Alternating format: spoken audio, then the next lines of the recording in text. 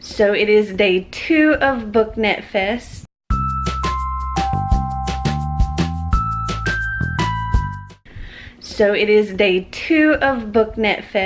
And I'm running later than I wanted to. I actually wanted to leave like 20 minutes ago, but it took me longer to get ready.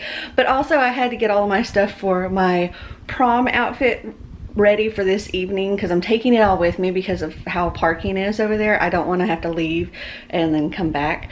So I'm just going to change there. But I thought I'd show you my outfit of at least the first half of the day. Okay, so today I am a Mulan.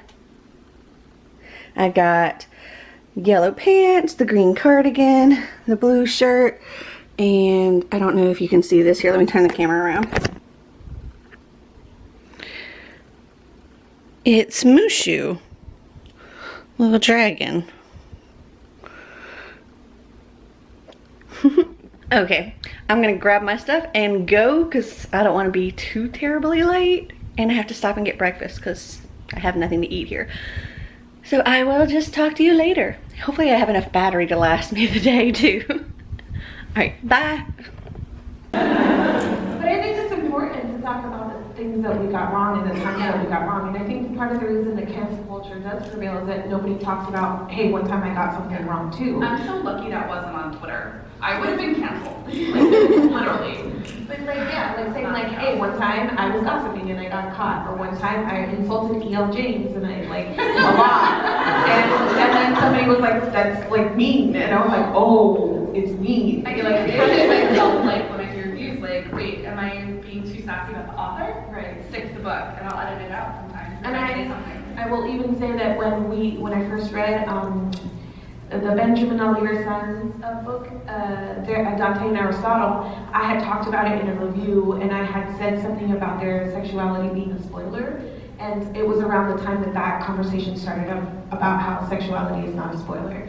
And at first, my first reaction, of course, was to be defensive, because I thought I was doing the right thing by protecting my viewers from what I thought was information that they would not want. And then I was like listening, and I felt terrible. I like went back and redid it and like recanted. But I think that it's okay to say like, hey, I messed it up that time, and because that is not an identity that, you know, that's not something that I identify with, I didn't know how I was messing up until somebody said sexuality is not a spoiler, and I went, oh. You know, and then I was able to correct myself. So I think if more people were to talk about like how, I know it's hard because it's scary, and somebody could go to Twitter right now and be like, Maddie did this. So there's always that fear of like, you know, it being used that way, but hopefully in hearing about ways that, yeah, you know, even everybody gets it wrong, we've gotten it wrong, it makes people more comfortable to like navigate those spaces and have conversations, and when you do get it wrong, saying, oh, sorry, and fixing it the way that you can. Both of my books were standalones, so the one that I'm working on now, when I was talking about it, I kind of joked that, oh, it's a Treasure Planet Little Mermaid fan fiction. It's not, it's like an actual book, but I think, and the last one I called, oh, it's the Oran High School Host Club Spider-Man fan fiction. Like, if I think about it in my head as something that's fan fiction, that's fun for me, that I'm just doing because it's for me and it makes me happy, it usually helps with the mental strain a little bit than if I'm thinking, this is the next great American novel and everyone has to love it or I'm gonna die. Like, if I just turn it into something that's a little more fun. And so I feel like this goes back to like the how do you carve out time for yourself to write, is try to turn the process into something that's as fun for you as possible, and that'll take some like trial and error.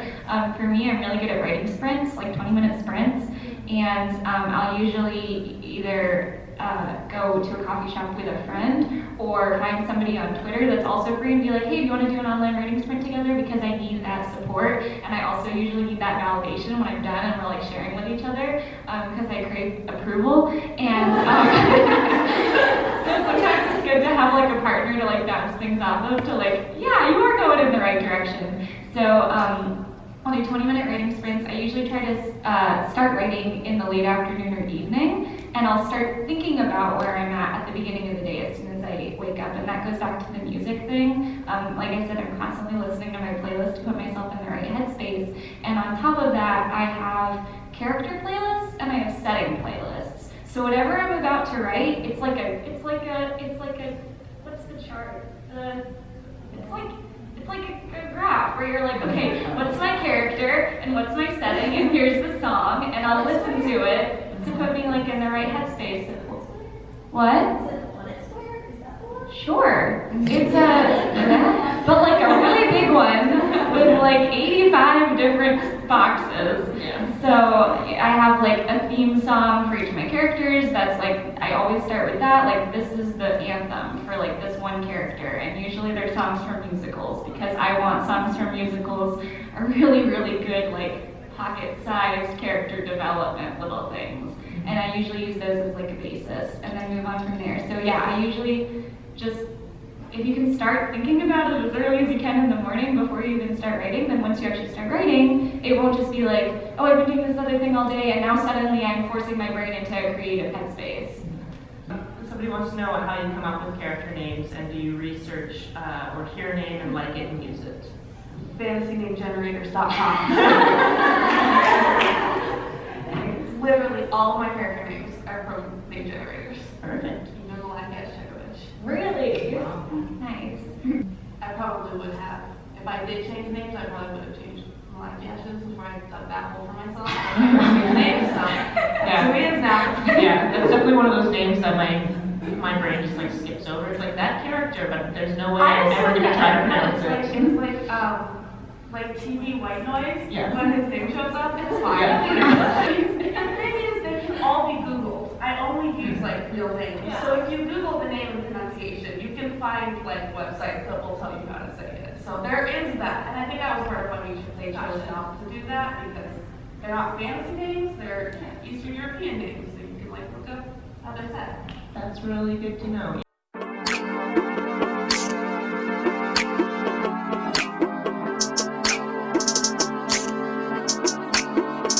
I was on a trip.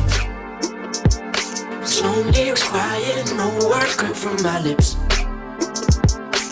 Holding tight, but I was on a trip.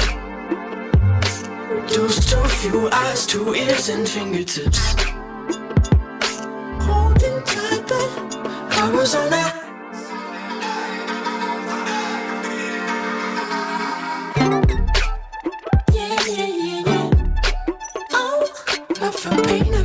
I felt good and bad. Stood in the rain to avoid the crash. I felt you, but you were just a flash.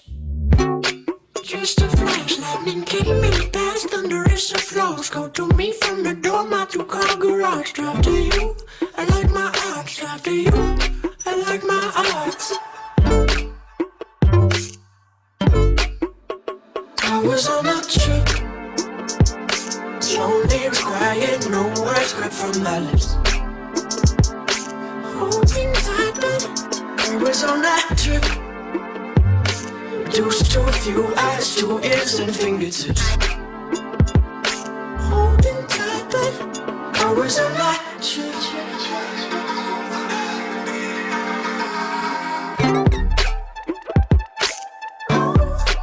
Ooh, red light, green and repeat, take me all the way. They say close, get no feet, less it's hand grenades. I'll get you for the night is day. For the night is day, but the world turns from dirt to ash. Eyes rolling back, lead foot on the gas. Coming fast to outrace the crash. I'll outrace the crash.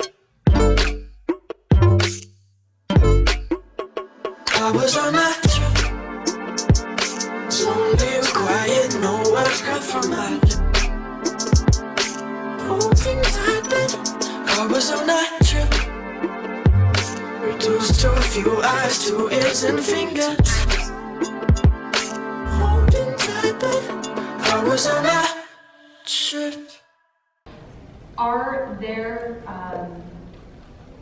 changes that you would anticipate, like things that you think about in terms of growing your platform, like expectations that you have about how that would or could change your content, or is that something that you don't really worry about?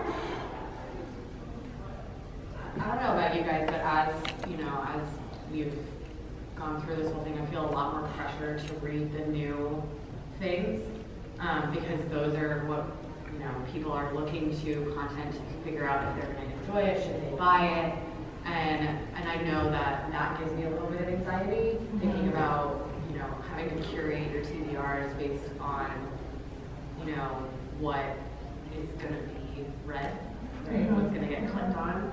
And so I actually actively try to avoid that because I think I would lose my mind. Look at this bomb squad group of ladies. Here we go. Yeah, it's a video, so I'm just holding it for see what you got here, you know? Get some wine, you know? Zoom on in. You guys are doing fantastic. You're amazing. What's the difference in the distribution? Like all of the different, right, the different dependent versus this, like how does that differ, or does it? It kind of depends. It completely depends. Like I said, I have a very good independent publishing house, so my distribution is, I'm fine in Barnes & Noble, Amazon, in all of the ebook platforms. I have physical books. Actually, I was looking at a great book for July, so a really great hardback, like special edition out in the world that I really love. The distribution is obviously not at the mass market level for independent houses, so you won't ever find it in like an airport or anything like that. But I haven't had any issues with distribution. But again, that's why it's so important to do your research when you're going with an independent house, because a lot of them do stick to strictly online sales or strictly ebooks. And so you want to make sure that if having physical copies of your book is important to you, that you're finding a house that will advocate for that kind of distribution. And with self-publishing, it kind of depends on who you're self-publishing through. So I use, it was CreateSpace, but now it's just all under KDP. And it depends on the boxes you click. If you have your price tag printed on your book, then you need to like take that off so it's not visible in the bookstore. Like there are all these like little silly rules that I don't know how much they actually matter, but they're best practices. If you go through Ingram Smart, I believe you have a wider distribution channel, is what I've heard. I also have friends who will like start their own publishing company, only publishing their own books, just so the CreateSpace name doesn't come up as their publisher. So that will allow them to order their titles into stores like Barnes & Noble, whereas now I'm available on Barnes & Noble online, but you can't get it shipped into a store. I've heard tricks about that too, where it's like, but if you return it to a store, they won't send it back. But, you know. My initial print run, like Disney bought World English, so I think my initial run is like 25,000 bucks. You know, you hope to get to that next one so you get to royalties. But my agency then kept foreign, so I've been really lucky. Triada is super adamant about selling foreign rights. So like this month my book came out in Brazil.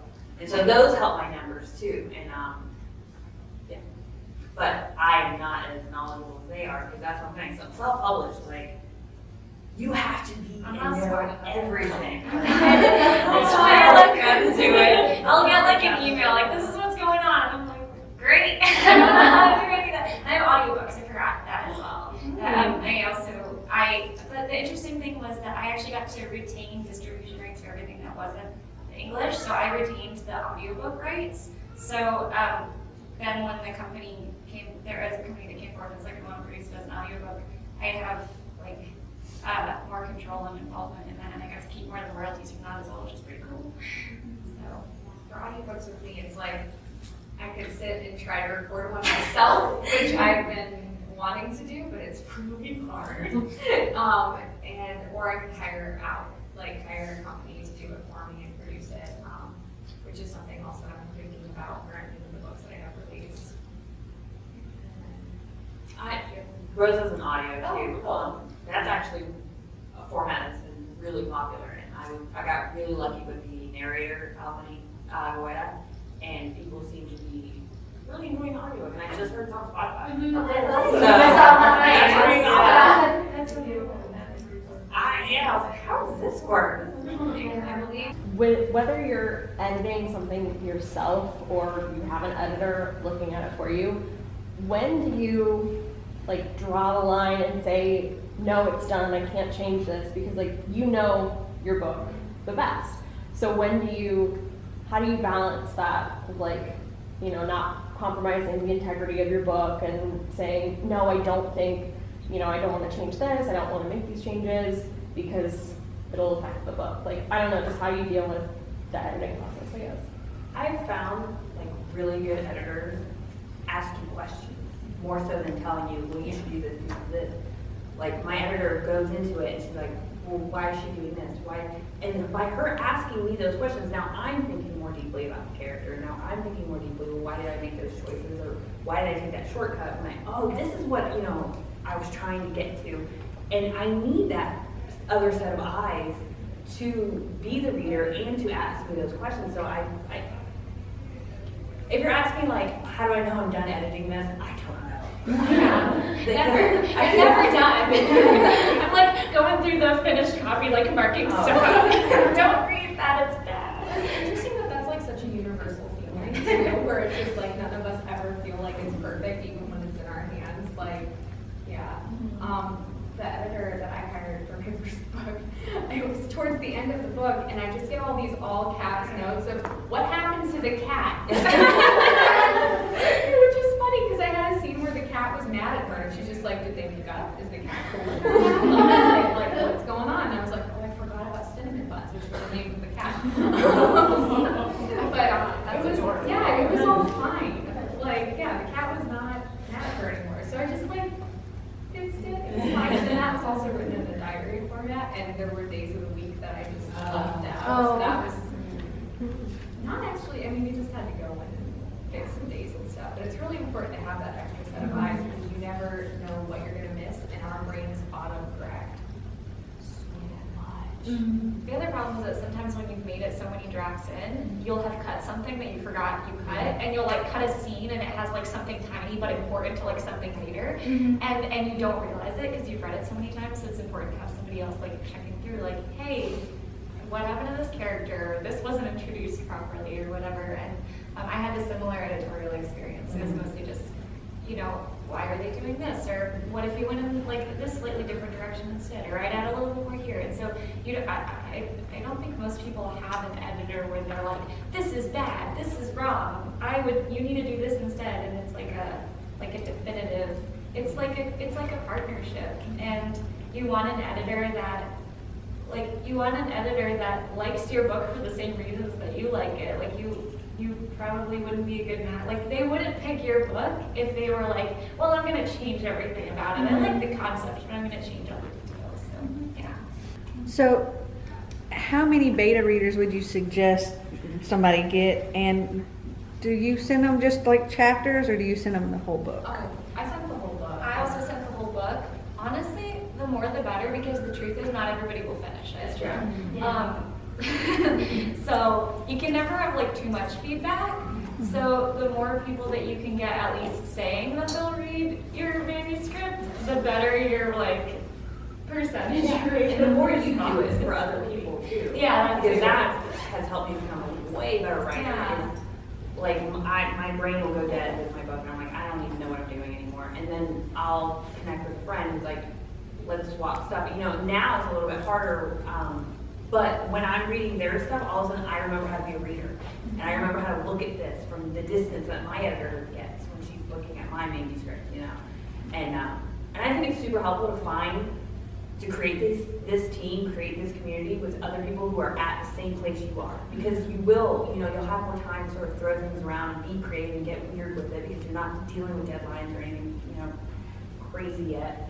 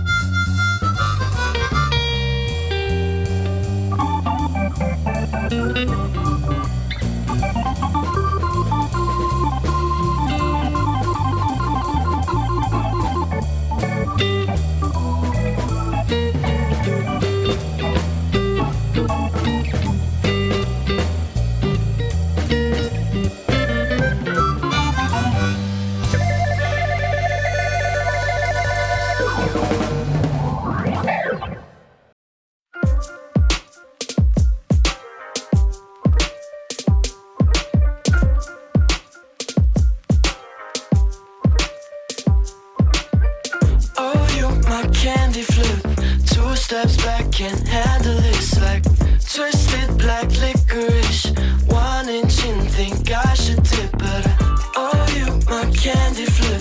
2 steps back, can't handle this, and I'm so stuck, I'm into it. Eyes roll up, I take the hit. I met her back on a 2-day getaway from reality. And how she moved her body slow-mo was like the shit you see on TV. I couldn't find a way to say it, but she sort of saw right through me.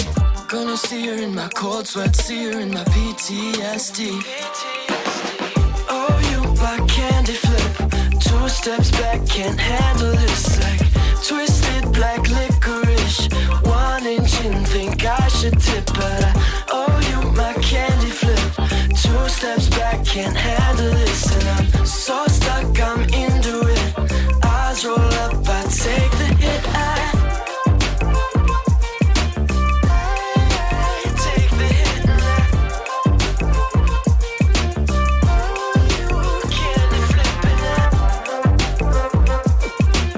I take the hit.